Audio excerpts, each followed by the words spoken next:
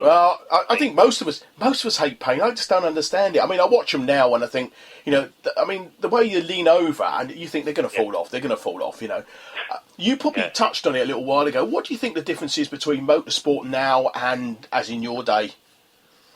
Well, there's no question that it is, and it had to be safer because there's lots of runoff areas now in motorsport, Formula One, MotoGP, and most of the deaths, and I sadly went through a period of time in the 70s and 80s where I lost 3 teammates, about 15 people that would be good mates of mine, and it was ridiculously dangerous because if you fell off, you hit a fence or a tree or a house or something like that.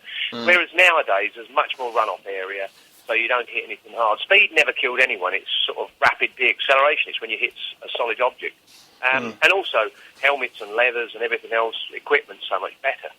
The gloves I used to wear were like flipping golf gloves, and they gave you no protection at all. And the leathers had nothing underneath them, just leather, really. And so, you slid down the road and you've got a hole in your bum and your elbow was worn out and you lost your fingers and stuff like that. So it has got safe, and it had to, because the world has got safer, really, I guess you could say. Well, yeah. I mean, one thing I need to ask you, you mentioned Caterham earlier on. You hold the Guinness World Record for driving a Caterham in reverse. Yes, I did. And I did it up at Bruntingthorpe Test Track. Caterham Cars, who I was racing for at the time, decided to break this world record, and they thought, what sort of idiot can we find to do it? So they immediately called me up, and I went down there and we did, I think initially it was about 87, then we got it up to over 100 miles an hour. But I'm not that daft. I worked out, if it all went horribly wrong, I was going to end up going forwards. That's true, actually, yeah. If I spun it. So, I think I had it taped. But it was an interesting thing to do, because you couldn't turn around and look where you're going. You had to do it all in mirrors, so everything was back to front. But I am a bit dyslexic anyway, it didn't really matter.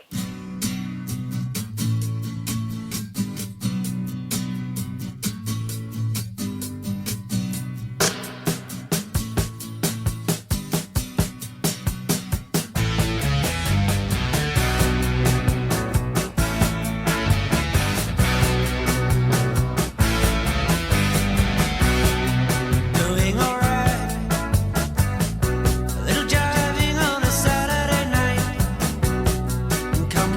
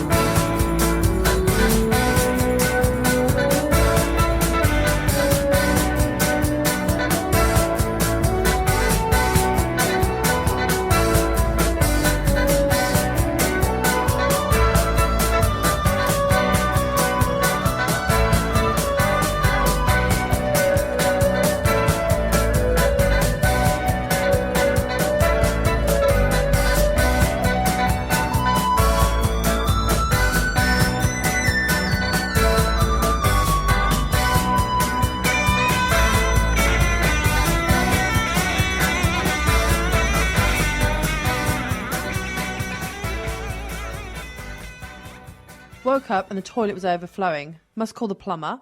Realised the kids needed swimming lessons as it's all got out of control. Luckily the old windows gave out, so we all floated outside. Must get on to the glazers. And now the garden looks atrocious. Now what was the number for that landscaper? Because you never know when a potential customer needs you, get yourself listed in your local flyer, the local business directory. Your local flyer, bringing businesses to your fingertips. Gary Fitz here, every Monday, 10 o'clock. Coming up, we've got Eric and Ernie. Join me here on Seclo Sounds. In your smile. It's from 1975, Eric and Ernie were four... Gary, it's not Eric and Ernie, it's Earl and Ernie, the Cape Brothers, Union Man. Oh, I see. Gary Fitz here, every Monday, 10 o'clock. Earl and Ernie.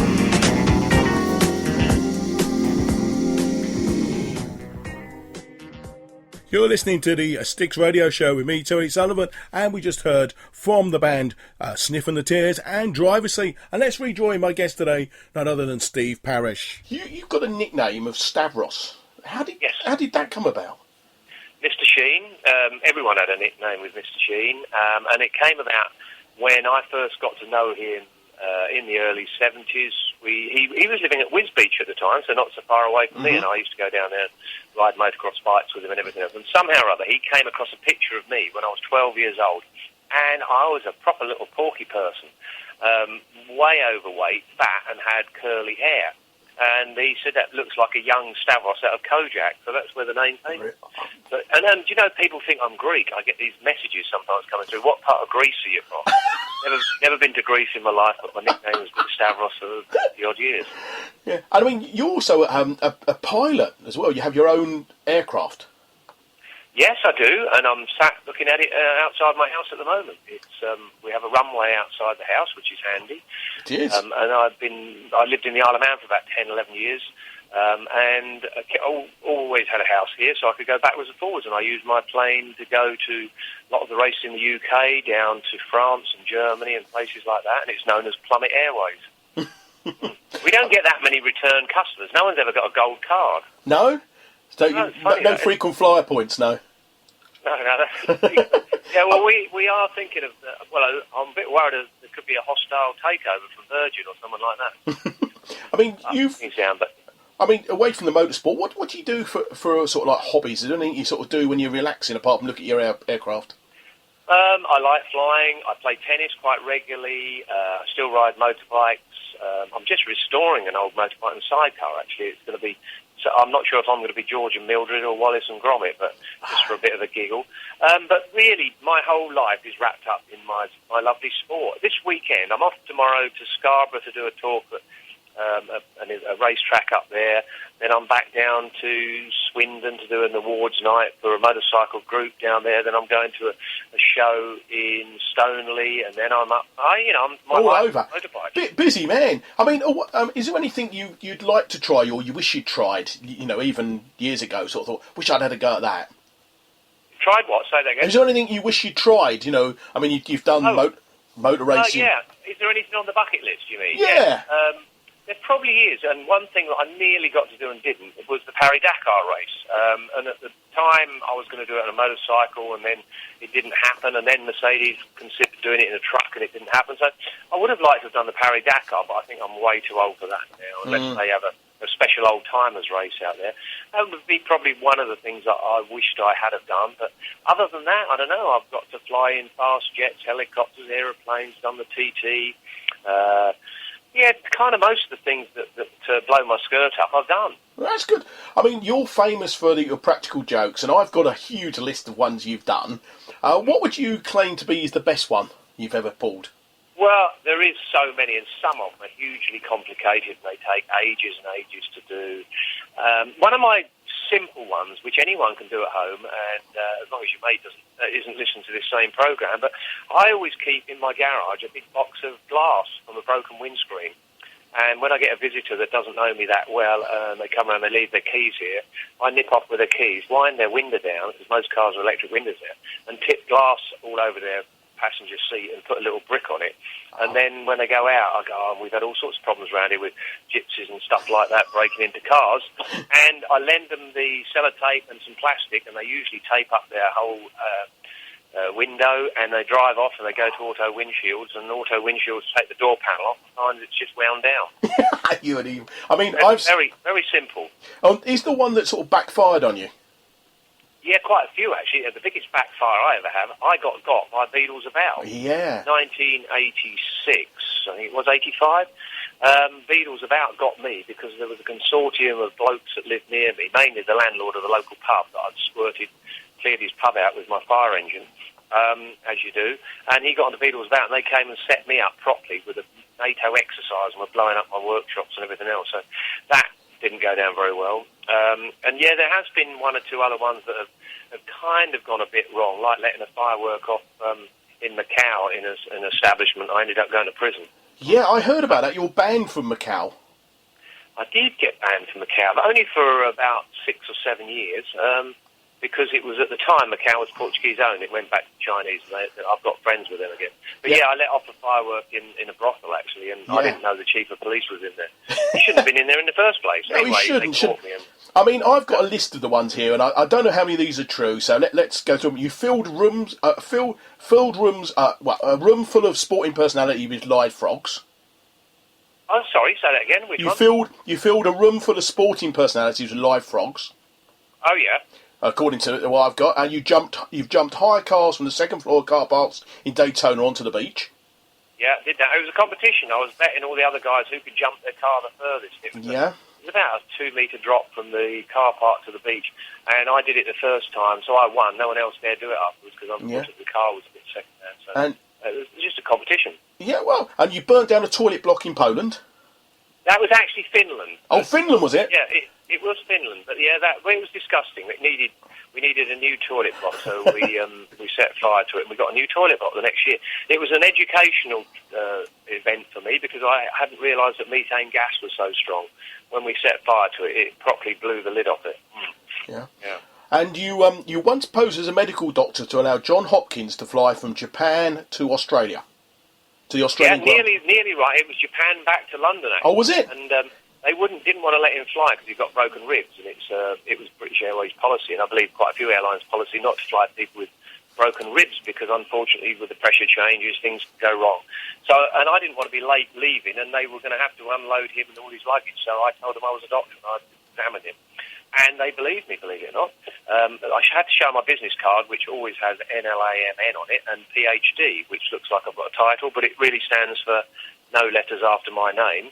And my PhD come from doing Pizza Hut delivery. So anyway, they accepted I was a doctor, and I examined him, and he was fine to fly, and we all flew back safely to London and didn't miss our slot leaving Japan. So he owed me a beer. Yeah. Well, the other thing, you mentioned your long-suffering daughter, and you've got this number plate which you used to drive her to school in, the car.